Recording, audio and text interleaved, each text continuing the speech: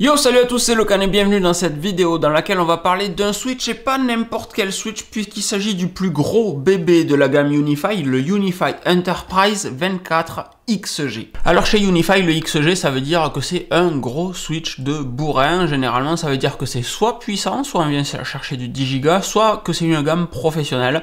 Là on est sur un Switch Enterprise XG, donc il y a un petit peu une répétition et vous avez donc compris que c'est un Switch professionnel, Enterprise, XG, puissant, 10 Go, puisqu'il s'agit d'un Switch de 24 ports 10 Go et de 2 ports SFP28, donc 25 Go fibre. Et c'est là la particularité de ce bébé, c'est réellement qu'on a 24 ports cuivre 10 Go, donc 10 gigabits Ethernet copper, et au bout 2 ports fibre en SFP28 que vous pouvez très bien dégrader en SFP+ ou SFP tout court, donc 10 Go ou 1 Go si vous le désirez. Les ports 10 Go, les 24 ports 10 Go copper sont eux multi-gig, c'est-à-dire que vous pouvez les utiliser en 100 mégas, en gigabits, en 2,5 gigabits, en 5 gigabits ou en 10 gigabits Ethernet. Et ça c'est très très cool pour un Switch de cette gamme. J'apprécie vraiment que Unify ait eu l'intelligence de proposer du multi-gig sur un gros Switch comme ça. Généralement les marques elles le font pas, elles font du 100 mégas, gigabits, 10 gigas et puis tout ce qu'il y a au milieu, à savoir 2,5 et 5 gigas, ouais, c'est pour les pauvres, c'est pour le grand public, etc. Nous on fait du 10 gigas. Non, là Unify propose réellement du multi-gig giga 2,5, 5, 10 et c'est super cool, bravo les gars. On parle de ce Switch aujourd'hui pas parce qu'il va rester à la maison dans ma baie, absolument pas, il est beaucoup trop performant pour l'usage que j'en ai. J'ai ici un Enterprise 24 PoE dans la baie qui est juste derrière, je vous mets le lien de mon test juste ici, c'est le Switch PoE d'en bas en fait, il est déjà overkill, je voulais un Switch qui soit PoE, puisque l'UDM Pro ne l'est pas, l'UDM Pro SE le sera, donc le Switch Unify 24 Enterprise PoE est cool parce qu'il propose du 2,5 gigabits Ethernet, qui est très sympa, et il propose du PoE également sur 12 de ces 24 ports, qui est parfait pour alimenter les différents équipements, mais allez voir la review, je vous en parle dedans. Ce Switch de 24 ports est relié sur un switch d'agrégation, je vous fais pas l'affront de vous mettre la carte en haut, vous chercherez si vous voulez, par contre je vous mets la carte pour le Enterprise 8 PoE, clac, la petite carte est ici. Le Enterprise 8 PoE, c'est mon switch de l'étage. Donc j'ai un switch d'agrégation sur lequel je viens tout relier en fibre 10 Go. Et j'ai donc mon UDM Pro, mon Enterprise 24 PoE qui est en bas, et une longue fibre qui longe le mur tout en haut là, de la Wi-Fi 6 long range ici, qui longe le mur, passe la poutre, pardon, c'est compliqué d'être Evelyne Delia, et qui monte à l'étage pour amener du 10 gigabits en fibre à mon bureau. Et là, je profite de 2,5 gigabits Ethernet, de 10 Go, quand j'ai le Mac raccordé en haut, il est sur un port 10 Go fibre, et j'ai également une autre borne Wi-Fi à l'étage qui, elle, est en PoE. Donc ces deux switches PoE Enterprise, je les trouve vraiment fabuleux, c'est vraiment deux switches qui répondent parfaitement à l'immense majorité des besoins des entreprises PME, PMI, et également des geeks un petit peu, des particuliers enthousiastes un petit peu comme moi. Par contre, le 24XG, très clairement, c'est de l'overkill, hein. Il s'adresse selon moi à deux types de personnes, vraiment le professionnel qui veut mettre ça dans sa baie et qui a besoin de relier beaucoup d'équipements en cuivre 10 Go, ça peut être des switches, ça peut être des équipements de type serveur, NAS, etc. Pour faire de l'agrégation, ce switch le supporte, on va le voir dans un instant, ou simplement brancher différents éléments en 10 Go, très très bien. Et il peut aussi, du fait qu'il est multi-gig, s'adapter à un particulier enthousiaste, mais réellement enthousiaste, qui a déjà du 10 Go chez lui, et qui veut tout simplement pouvoir avoir la tranquillité d'esprit d'un switch qui va rester avec lui pendant quelques temps. J'ai déjà du 10 Go chez moi, j'ai pas besoin de PoE, dans la vraie vie on met plus souvent du PoE avant de mettre du 10 Go, mais bon pourquoi pas. J'ai du 10 Go chez moi, je vais avoir du 2,5, du 5 Go en fonction de ce que j'achète, et je veux un switch qui soit capable de supporter tout ce que je vais lui mettre dans la tronche en parlant simplement. Ce switch peut être cool, ça vaut quand même 1300 €, mais en opposition à un Enterprise 24 PoE qui lui est à 830 je crois, ça peut se défendre. Donc ça c'est pour l'avant du Switch, comme je vous le disais, ici il y a un petit écran de 1,3 pouces LCD et vous avez vos 24 ports 10 Go, et à l'autre bout vous avez deux SFP28 pardon, qui sont les deux ports 25 Go fibre, le petit bouton de reset dessous. Derrière, qu'est-ce qu'on a? C'est un switch 1U qui est pas si profond que ça, c'est une taille standard. Là on a, pardon, de ce côté on a l'alimentation avec ce petit bouton qui va servir à venir verrouiller, comme vous le voyez, clac, quand je l'active il y a ce petit chariot métallique métallique qui descend dedans. Et en fait, c'est tout simplement dû au fait que le câble d'alimentation, qui est tressé d'ailleurs, c'est très cool, dispose lui d'une petite encoche ici pour venir, une fois qu'il est placé dedans et verrouillé, être verrouillé tout simplement. Donc vous aurez plus les câbles qui se barrent de vos équipements dans vos baies, etc. Vous l'installez, vous le verrouillez, ça met un petit curseur bleu et le câble ne bouge plus. Ça c'est très bien et c'est l'alimentation standard. Ensuite on a beaucoup de dissipation thermique parce que c'est du 10 Go et le 10 Go ça chauffe. Et ici on a la connexion RPS, donc Redundant Power System, qui est la double alimentation selon Synology, n'importe quoi, selon UniFi. Au lieu de mettre une double alim sur tous leurs équipements, une double alim standard, ils proposent une alimentation et ceux qui veulent, pour pas impacter le coût à tout le monde, ceux qui veulent peuvent rajouter un équipement UniFi qui est tout simplement le Redundant Power System, le RPS, pour avoir une alimentation redondée ici. Donc si l'alimentation principale lâche, l'alimentation secondaire fait le taf. Ce n'est absolument pas, malgré ce que j'ai lu, ce n'est absolument pas un onduleur, ça n'ondule rien du tout. Vous perdez l'électricité, vous perdez vos équipements. Par contre, vous perdez l'alimentation d'un côté, ça marche avec l'autre côté, ça c'est cool. Et alors comme on a un switch de 24 ports en 10 Go plus 2 x 25, ce qui fait donc 50, 240 plus 50, on a une capacité de switching en non-blocking de 290 Go. C'est important cette métrique, si vous regardez cette vidéo alors que ce matériel ne vous intéresse pas particulièrement, je le précise pour vous, quand vous achetez du matériel qui a 24 ports de 10 Go, peut-être qu'à l'intérieur les composants ils ne savent pas gérer plus que 200 gigabits par seconde. Donc vous avez 240 gigabits par seconde en frontal, mais à l'intérieur le matériel ne sait gérer que 200 gigabits par seconde. Donc c'est très important de vérifier que les ports que vous avez devant ont suffisamment de capacité derrière pour s'exprimer à leur pleine puissance. Donc c'est là que le switching en non-blocking est intéressant. 290 Go qui correspondent donc aux 240 Go des 10 Go sur les 24 ports, plus les 2 x 25 des ports SFP+, et c'est donc très logiquement qu'on a une capacité totale de switching en full duplex de 580 gigabits par seconde. C'est colossal. Bon allez, c'est parti, on va regarder ce que ce switch a dans le ventre et ma vidéo va aller en bas à gauche de cet écran. On va changer un petit peu, d'habitude c'est en bas à droite, des fois c'est en haut à droite. Là on va se mettre en bas à droite puisqu'il y a du vide. C'est donc le switch Enterprise XG24 que je viens de vous présenter. La MAC adresse de ma machine, l'IP adresse de ma machine, ça me semblait logique de le mettre en 10.10 puisqu'il a plein de ports 10 Go.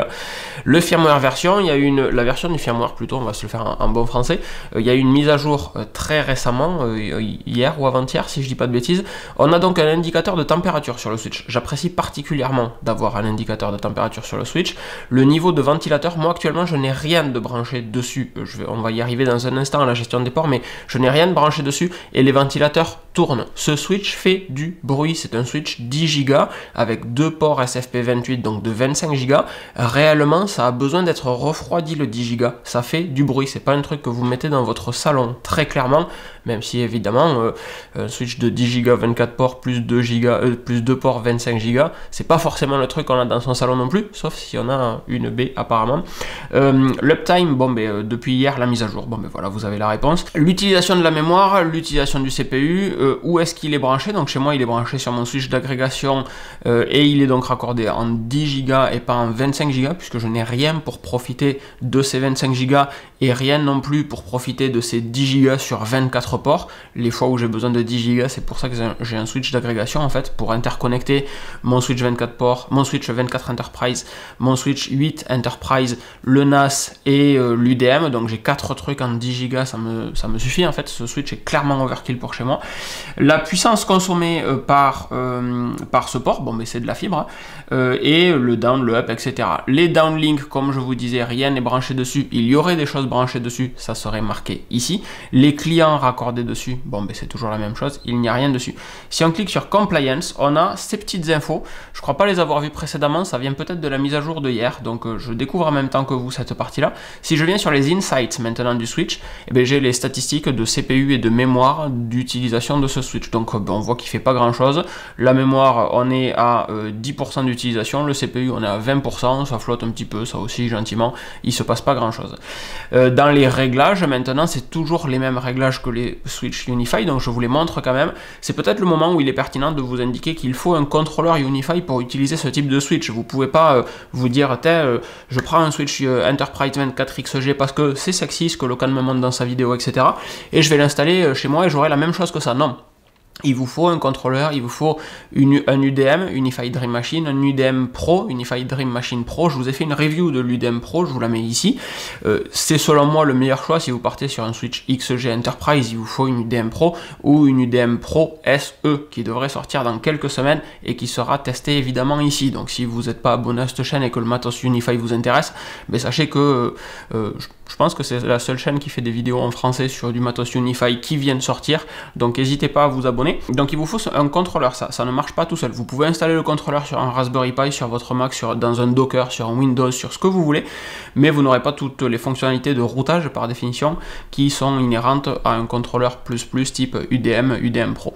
Donc on va pouvoir changer le nom du Switch ici, on va voir la gestion des différents ports. Donc si on clique sur un port, on va pouvoir donner un nom à ce port, serveur on va pouvoir appliquer des profils à ce port, donc lui affecter un VLAN en particulier, lui affecter un LAN en particulier si on veut séparer toutes les choses. On va pouvoir autoriser ou interdire différentes MAC adresses directement ici et faire un port profile override, donc lui dire qu'on veut du switching ou qu'on veut du mirroring ou qu'on veut de l'agrégation. Donc de l'agrégation en 10 Go, ça peut être bourré mais ça peut être votre besoin pas particulièrement.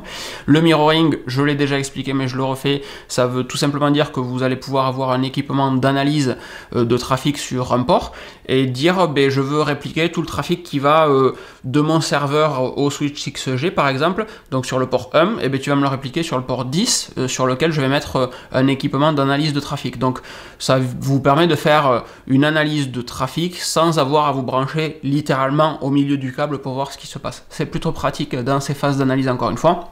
Le switching, c'est le classique. L'autonégociation par défaut, vous pouvez forcer du coup. Je suis quasi persuadé qu'au moment où j'ai reçu ce Switch, il ne faisait pas du 2,5 Go. Il faisait du 100 mégas, giga, 10 Go.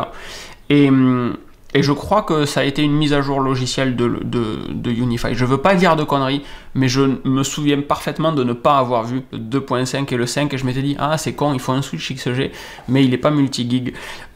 Toujours est-il qu'il l'est, voilà. Donc c'est peut-être moi qui me suis foiré, effectivement. S'il y a des pros du Unify qui passent, vous n'hésiterez pas à le mettre dans les commentaires en mode, non, Locan, depuis qu'il est en early access, il est multi-gig. Peux me fourvoyer, ça m'arrive, je ne suis qu'un humain. Donc il fait du 100 mégas, il fait du giga, il fait du 2,5 giga, il fait du 5 giga, il fait du 10 giga, et vous pouvez le laisser évidemment en auto-négociation. Ça c'est très sexy. J'y reviens dans un instant, c'est sur l'usage de cet équipement. C'est le fait que quelqu'un qui est... Évidemment, c'est un Switch Enterprise, il est prévu pour de l'entreprise, mais un particulier un petit peu enthousiaste, typiquement moi par exemple, peut très bien prendre ce Switch là en se disant bon mais c'est le seul Switch que j'aurai parce que j'ai pas besoin de PoE, mais par contre j'ai déjà du matos en 5 Go, en 10 Go, en 2,5 etc. Et ce Switch permet de tout connecter au maximum de la capacité, et quand j'aurai petit à petit, si on a déjà du 10 Go chez soi, ben, ça va faire qu'augmenter, on aura de plus en plus de 10 Go. Donc pourquoi pas partir sur ce Switch là en se disant ben c'est un bon pari pour l'avenir, à 1300 et quelques euros. Ça peut être un bon pari de partir sur ce Switch-là pour avoir quelque chose qui va être future-proof en fait, et vous dire, bon ben, si demain j'ai davantage d'équipements en 10 Go, toujours sans PoE, et ben, je pourrais tout connecter là-dessus. Et c'est plutôt pas mal en fait, le fait qu'il y ait de l'auto-négociation, parce que vous recevez du matos qui est 2.5, et ben, vous allez quand même pouvoir le brancher dessus, vous n'allez pas vous retrouver bloqué. Très très cool le multi-gig, vraiment à partir de maintenant, là, 2021, quand vous achetez du matos, faites gaffe à ce qu'il soit multi-gig. Si vous n'avez pas tout en 10 Go, si vous n'êtes pas vraiment un professionnel, ou même si vous êtes un professionnel, faites gaffe, le multi-gig, c'est vraiment le conseil, quoi. Vous allez pouvoir isoler ce port-là et dire que ben, ce port-là ne vaut rien d'autre que ce que je lui autorise à voir. Storm Control, bon, ben, toujours LLDP, la médiation LLDP, la topologie, le topology change notification, c'est mon running gag, je ne sais pas à quoi ça correspond, je n'ai jamais su et je n'ai jamais cherché d'une vidéo à l'autre, donc voilà, c'est génial. J'attends peut-être qu'un jour que quelqu'un me le dise dans les commentaires. Le spanning tree protocol, l'egress rate limit que vous allez pouvoir modifier en kilobits par seconde ou en mégabits par seconde sur la valeur que vous désirez. Ça, c'est pour un port, et puis encore une fois, ben, vous allez pouvoir venir ensuite sur l'écran lui dire quelle luminosité vous voulez sur cet écran, quand est-ce qu'il s'allume, quand est-ce qu'il s'éteint. Donc l'affichage sur la version web est très particulier, l'affichage sur la version mobile est vraiment cool. Là on a un begins et ends, alors qu'en fait c'est l'inverse, c'est-à-dire que chez moi il begin à 7 h du matin de s'allumer, et c'est le night mode qui begins, voilà, c'est l'inverse réellement. Sur la version mobile, ça vous dit quand est-ce que vous voulez que l'écran soit allumé, ce qui est parfaitement logique. Vous donnez le début, vous donnez la fin. Là, c'est vous dites quand est-ce que vous voulez que l'écran soit éteint. Bon, c'est logique inverse et c'est marrant que les deux soient opposés. Le Rack Multiscreen Synchronization, c'est le fait que quand vous touchez un écran d'un de vos équipements Unify, tous les autres vont bouger en même temps. C'est plutôt pas mal. Le réseau, donc est-ce que je le veux qu'il soit en DHCP? Non. Est-ce que je veux qu'il soit en adresse IP statique? Oui. Quel réglage je mets, etc. Vous avez tout là, vous ferez pause si ça va trop vite. Les différents services, donc le VLAN Management que vous pouvez mettre ici. Donc moi il est sur mon VLAN. Ah merde, moi il est sur mon VLAN 10, mon LAN classique en fait, mon LAN principal. Le spanning tree on l'a vu un petit peu plus haut, donc ça sera du RSTP ou du STP, ou vous pouvez tout simplement le désactiver si vous êtes un bourrin. Les jumbo frames que vous allez pouvoir activer ici, le flow control que vous allez pouvoir activer ici, pas particulièrement de réglage dessus. Vous allez pouvoir activer du 802.1x, un contrôle 802.1x et de type radius, donc avec le profil radius que vous allez pouvoir rajouter ici s'il existe. Je clique pas parce que j'en ai un et je veux pas vous le communiquer, mais vous allez pouvoir créer un nouveau profil radius ici.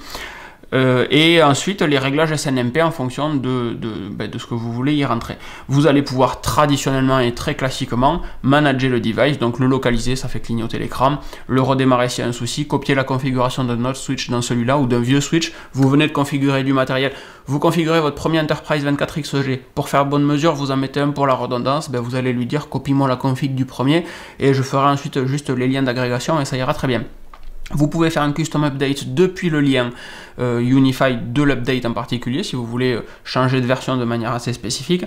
Provisionner le switch, forcer une provision du switch, télécharger les informations du switch, débugger en ouvrant un terminal si vous êtes un peu joueur, et juste oublier le device si vous le vendez, vous vous en séparez, il ne fonctionne plus, vous le renvoyez, etc. Voilà pour cette review rapide de l'Enterprise 24XG de Unify, ce qui se fait de plus gros, ce qui est colossal chez eux. C'est quelque chose de réellement, c'est un produit que j'apprécie vraiment beaucoup. Je suis juste un peu frustré de ne pas avoir pu le mettre à contribution avec du 25 Go, etc. J'avais réfléchi à acheter une carte 25 Go pour le NAS, mais en fait mon NAS n'est pas capable d'écrire malgré les SSD qu'il y a à l'intérieur à plus de 25 Go, donc c'est totalement overkill pour moi, c'est dommage.